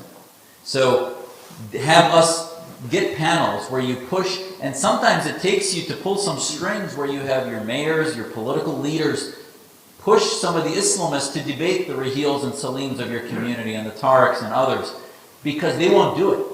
Because they consistently want to make it seem like they're the only voice, like they're the victims, and they want to keep that bandwidth soaked up with other things, the grievances rather than the ideological stuff. And if you have panels in universities, in your churches and synagogues, where you bring in these diverse voices, that's how reform happens.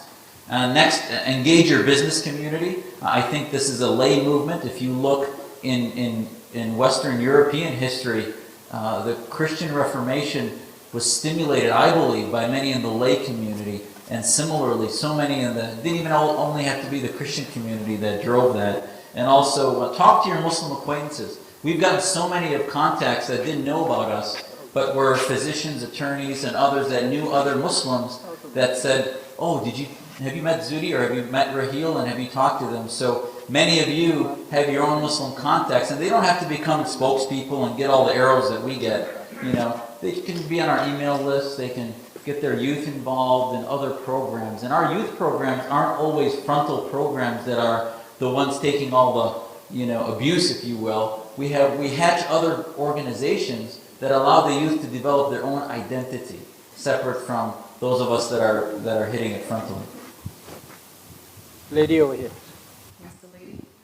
Hi, my name's Atya Khan. And as a Muslim, it's a little confusing for me. It's been pretty clearly identified that a lot of the funding and support for these radical organizations and the mosques is coming directly from the Wahhabis in Saudi Arabia.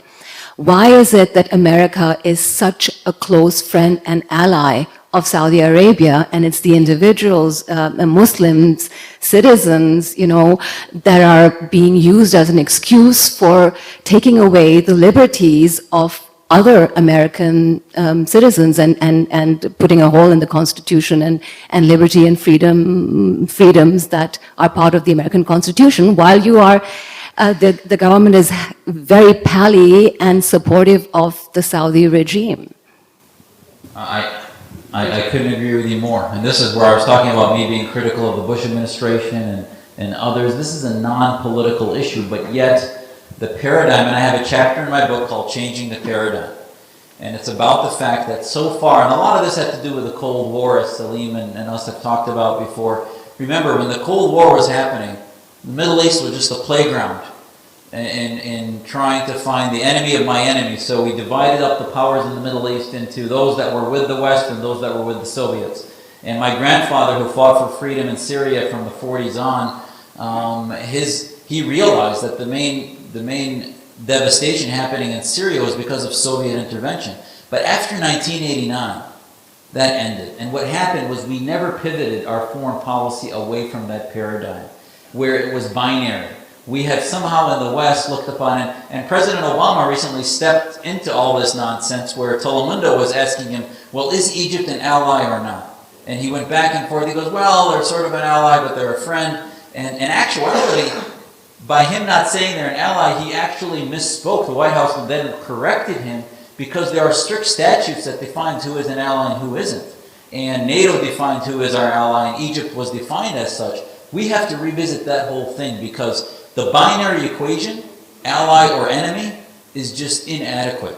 There are going to be some countries that we join together to fight Al-Qaeda, to fight imminent threats. And we've done that with Pakistan, but yet we got bin Laden without even telling them. And Saudi Arabia, we have fought with them against Al-Qaeda, but still at the end of the day, I talk in my book a simpler way, which is grading them A through F. And constantly saying, well, the Saudi Arabias of the world are F pluses or D minuses because they're so oppressive to their people, but yet they may join us in the petroleum industry, they may join us in fighting imminent threats, but they are not allies because they see the world differently. And it's going to take, now it's easy for me to stand here and say this, and I've talked to people in the State Department about this whole paradigm shift, and they say, well, Zuhdi, if you became Secretary of State, the world would implode in about 6 months. That's really what they would tell you. Some of that's not far from the truth, because if you start declaring that Pakistan, and you have the president from his bully pulpit demanding that women in Pakistan get freedom, and speaking against the dictatorship there, speaking against dictatorship in Saudi Arabia, etc., all of a sudden the OIC has an emergency meeting that we are upping the verbal antagonism, and you could see things change. Our gas prices would probably double overnight, and you'd have a lot of things that we have to be prepared to fight as a country if we go down that route, because I guarantee you our prices will double, and they'll pull every string they can. But I think that's the only way. Because the people on this street, if you look at why the West and America and Canada are looking negatively on the streets in Saudi Arabia and Egypt, it's because they see us as always helping their masters. That's the way they see us. And it's not that far from the truth. Now, I think that's an excuse. But it is part of the problem in our image issue there, and I think we need to change that. But we need to have the political will, and currently we don't have the political will to do that. I just want to say that these are all very large issues. The question that you asked, and maybe there's similar question that might be in the hall. These are very large issues, and we are not going to solve and give you an answer in 90-second clips. But we want to ask you all to join us so that we can grow and deal with this question in the larger society, because this is not simply a Muslim problem. It is the larger problem of the larger society. Why am I thinking Alberta Pipeline? Okay, the fellow there in the gray with the glasses. Thank you. My name is David Freeman. First of all, I have to issue an apology because I am the Toronto co-chairman of the Canadian Institute of Jewish Research. And I received an email from Professor Krantz addressed to your president, thanking her for her letter writing and wishing her every success and encouraging my co-chairman and myself to attend. Unfortunately, my co-chairman is not well, I'll put it that way, and the Jewish holidays got in the middle, okay? And aside from that, 2 weeks ago, I totaled my wife's car in Montreal. So, you know, it has been a problem. But anyway, so I apologize because really I wanted to contact you and let's put it this way, bring greetings and wish you every success in regard to the endeavor. You've got a huge job, we know that, and you do need support, and we would like to offer our support as much as possible. I thought it was, sorry, I just have to take a bit. I'd like to ask you, just for the sake of the time Yeah, limit that we're okay. on, do you have a specific question? Well, okay. My question is, in terms of participation, are you getting participation from the politicians who are in our government, who are Muslims? Are they with you? And are you able to get them to bring an influence on your community in regard to making a success of this? Because it's very important that you do that. Thank you. Thank you. As you know, we are a fledgling organization. We have just started, but those politicians who know that we exist and who know our mission statement have supported us. You heard the message from Senator Pamela Wallin. There were many others who could not come because of other commitments. But as we grow and as we join together and we start making our voices heard, and as our credibility goes, we are absolutely positive that yes, they will support us, because what other choice do they have? Thank you.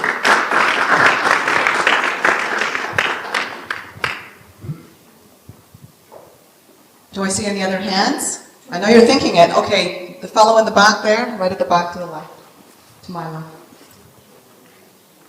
Okay, after this, we have time for 2 more questions.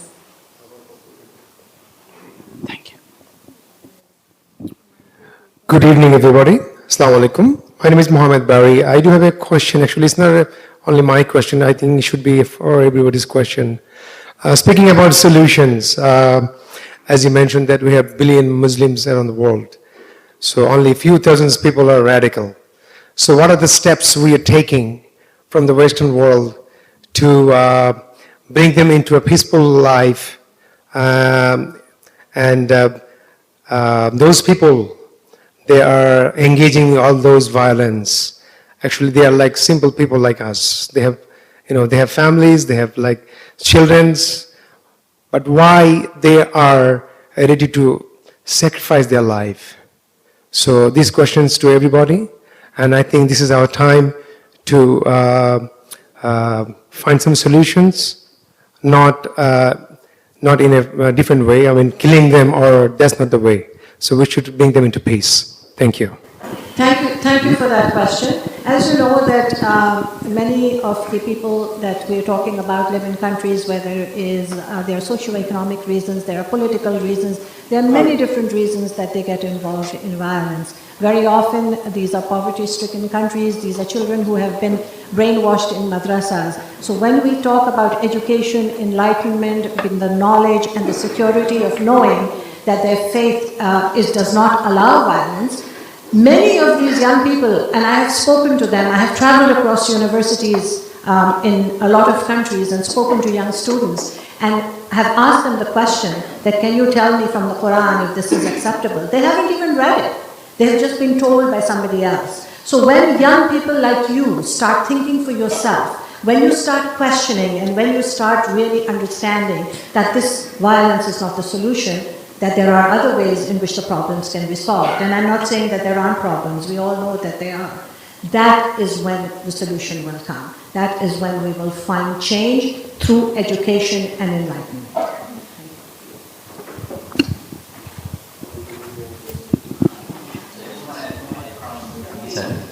What I want to remind you of is the Saudis did a program called the Sakina program in 2003 to 2006 in which they tried to deprogram radicals. Because remember, the Saudis, even though they created this monster of Al-Qaeda through Wahhabism, it came back to attack them as bin Laden and others have, so they basically created this monster.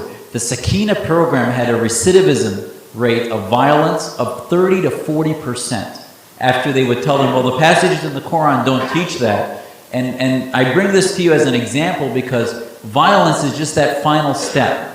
The reason the Saudis were completely ineffective is they weren't willing to readdress all of their supremacist interpretations about Islam, etc. The only part they disagreed with the violent guys on was that how they did it, the means. But they still agreed that Islam should be spread through whatever means necessary, but just not through violence. So this is why I would tell you that education is so important, but that identity issue is where you start. I just want to add by bringing your attention to our mission and objective statement and not, take too much time. All of us, at least all of us, in launching Muslim Facing Tomorrow, recognize that what we say in our objective, that the problems of Muslim radicalism are intimately linked with problems of underdevelopment and failed states, from Pakistan to Morocco. And is committed, and we are committed, to address these problems in public forums. But that will take time, that will take resources, and that will take the energy of young people like you to come and raise and join these issues and get the word out. Assalamu alaikum. My name is Ahmed Mohammed, and I came from Hamilton. Thanks, Raheel, for the invite and the follow-up. There's an organization here in Ontario, perhaps in Canada, called the Canadian Association of Muslims, or Muslim Canadian Association, with lots of Arabs in the board of directors. And this is not a phenomenon here. There's lots of notion in the community and back in the Middle East that Islam is actually a religion for Arabs. And many people believe in that, and that created the so-called, in my understanding, is Muslim fascism, that Islam is a religion for Arabs. And back here in this country, we unfortunately also practice that sometimes. So we gather sometimes on our ethnic background. A movement like this, which has my support, I think it has to be bigger than being South Asian. I think I'm the only African in the room. Sir, excuse me, 30 seconds, sir. Could you get to that question, please? I'm looking for joining this organization. I already expressed that to Raheel, but I want it to be bigger than being for South Asian. I want to see more black Muslims in the room. In fact, sub-Saharan Muslims are double the number of Middle Eastern Muslims. I want to see more of Indonesian Muslims. I want to see more of others in this movement. The majority, the so-called silent majority, is actually not taking part, and we left Islam for some people to take it over. We actually voluntarily stood back, so as I echo what Raheel said all the time, they hijacked my religion, they hijacked my mosque, and now they're hijacking our countries. So we need to work together, join efforts to stop this 21st century's fascism. Thank you. Ahmed, thank you so much. This is my new supporter and friend Ahmed, who's come all the way from Hamilton. Ahmed, we need people like you to bring in other people. You know, we are only 5 people. We do have lives, and we're trying to do this on our own. This is why we invited all of you here today. It wasn't just to say that we are wonderful. It was to say very humbly that we can't do this alone. So you and everyone else need to reach out to other communities, other nationalities, ethnicities. You know, we have said anyone who agrees with our mission statement is welcome. We don't ask any questions in terms of support. So please go out and bring people, and let's make this grow and grow and grow, so that one day our voice will absolutely tower over the voices of the extremists. Thank you. Unfortunately, I'm told we only have time for one more question in. Sohail, you want? Okay, go ahead. My name is Shafiq Ahmad, and unlike most people here who are reform-minded Muslims, I need to admit that I'm a former Muslim, a Muslim apostate, who frankly believes that religion as a force, something that should have been dispensed with long before.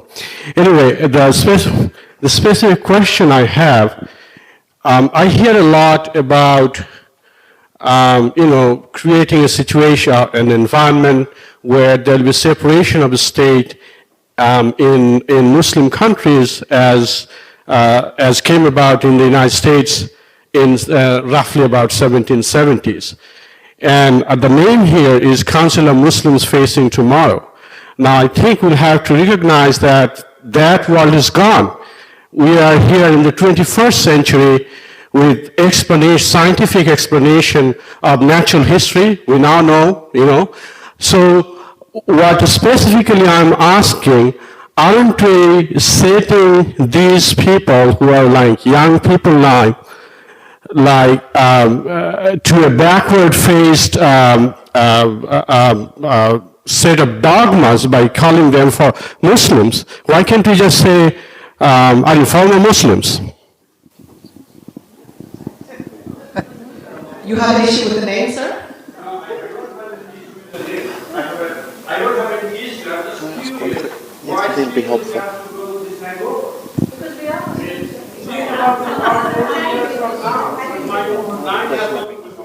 Okay, we'll have one more question. Raheel's answer, because we are Muslims. A woman. Raheel is ordering. It has to be from a woman. Last question. Okay, the lady in the red there has been... Hi, can I just... Hey, I just have something.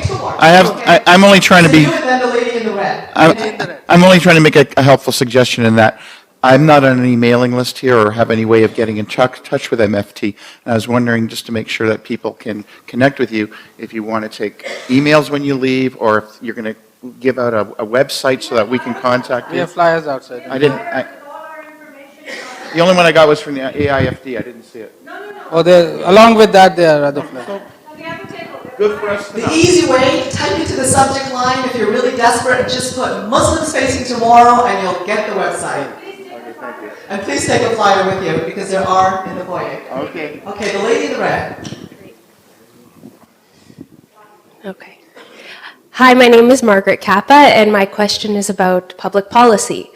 If you had a minister on your ear right now, and you could recommend any public policy intervention that would help increase the capacity and strength of our legislative framework for this movement, what would it be?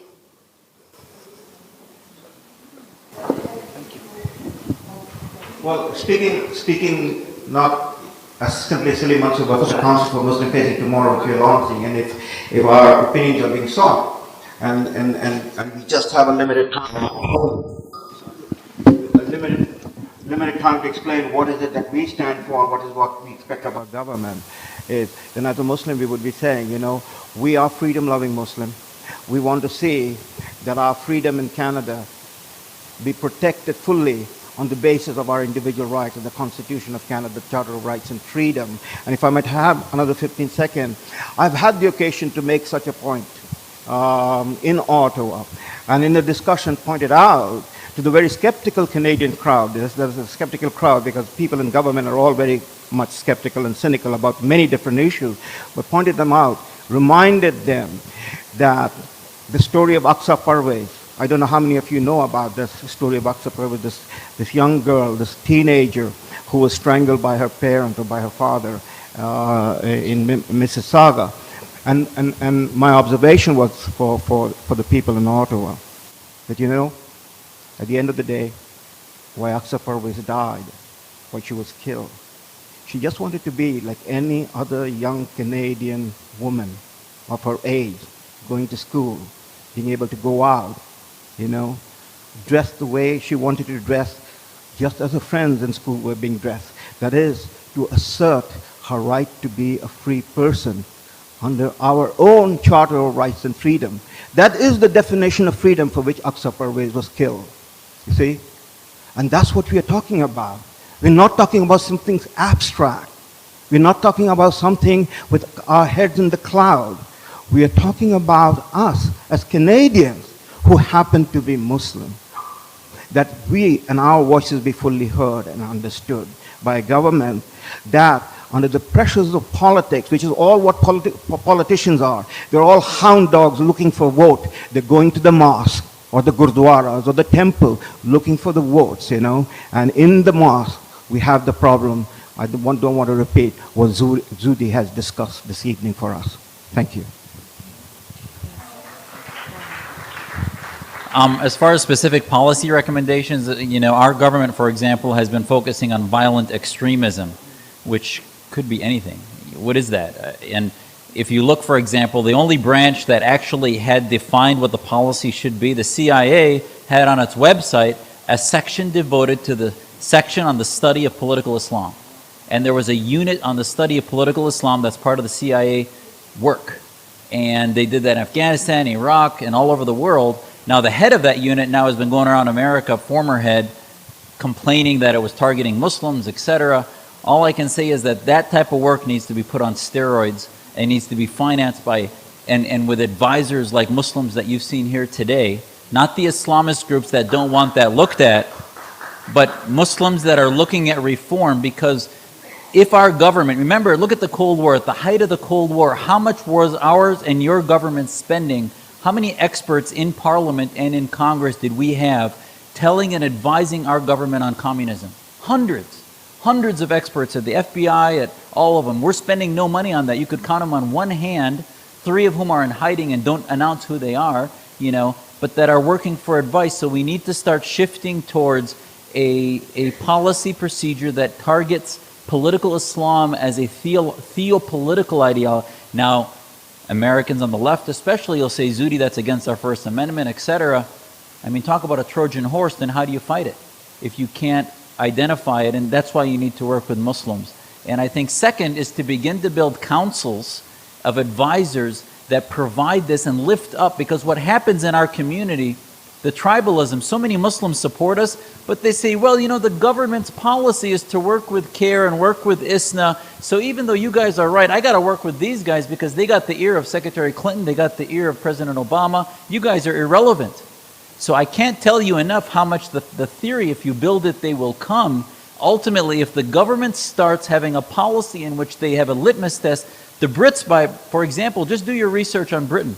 You will find that their whole program, the PREVENT program, they abandoned 3 or 4 years ago because they were empowering the wrong Muslims. And they realized that the Muslim Council of Britain and other Islamists were destroying their policies and were actually making things worse. Now they're working with the right groups, funding the right groups to help them in true counterterrorism and not just fighting this nebulous violent extremism.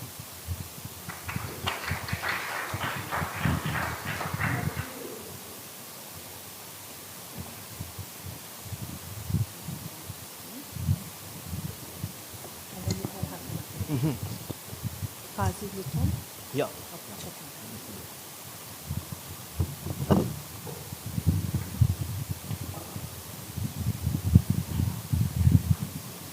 Well, my task is to move the program along to the next phase, that is the docu-movie that we want to share with you this evening. But before I invite the gentleman on the stage, I want to say that a number of people need to be recognized and thanked, and one of the person who's providing the sound system, Mr. Litton. We have Abdul Subhani and others who have set up the arrangement for our movie.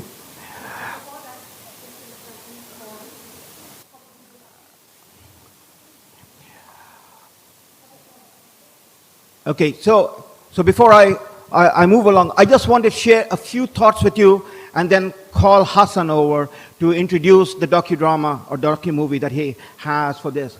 As you can see, we are a small group of people.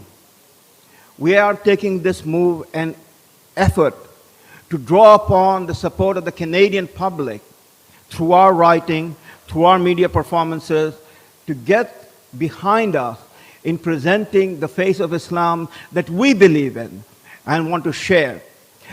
So in part you might say that our head is in the cloud, but I would say to you, our feet is on the ground.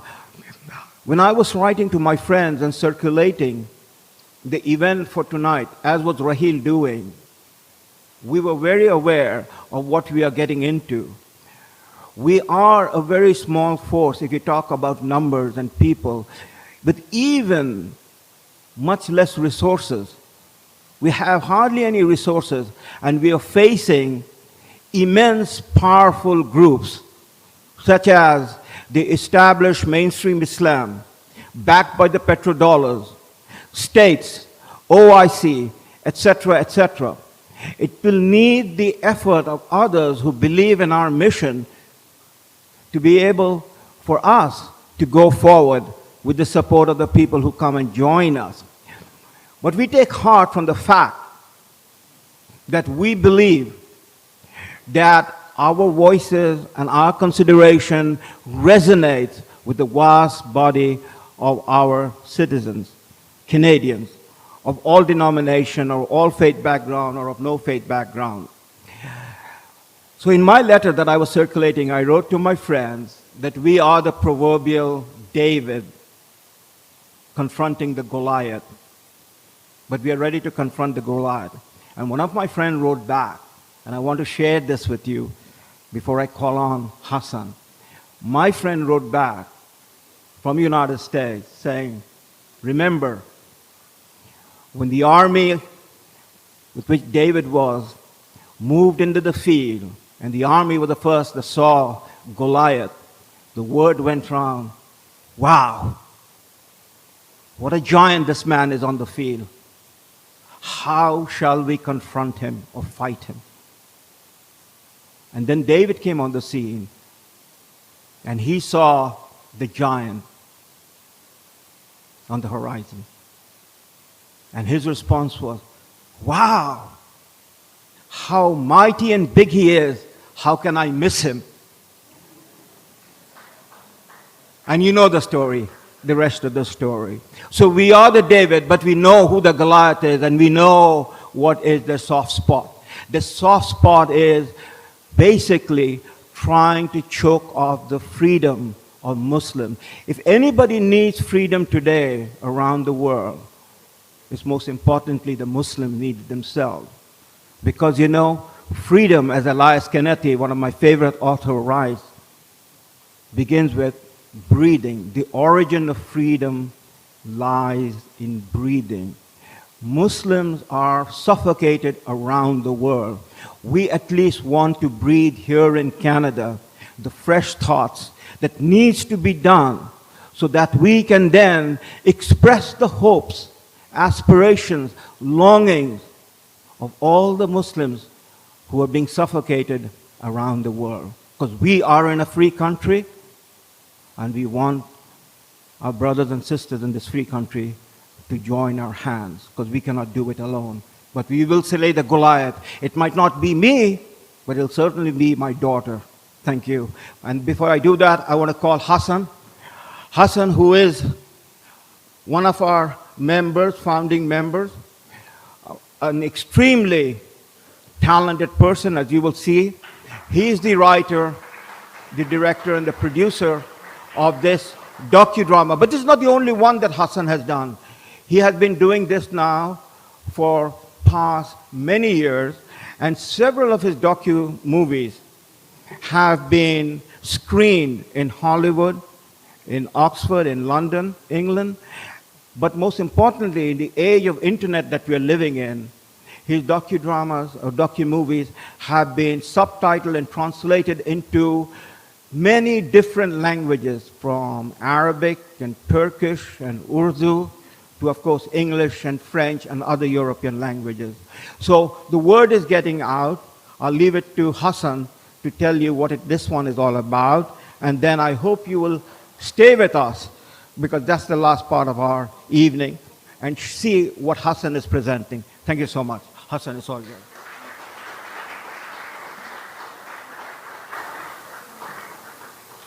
I'm not Hassan, I'm Sohail. And before Hassan comes on, we just want to make a small presentation to Christine Williams. Could you please come up, Christine? Her husband has stepped out, so I can take the liberty in giving her a little gift. And strong love. Raheel just said he's allowed 4 wives. Insider joke. This is a surprise. Thank you.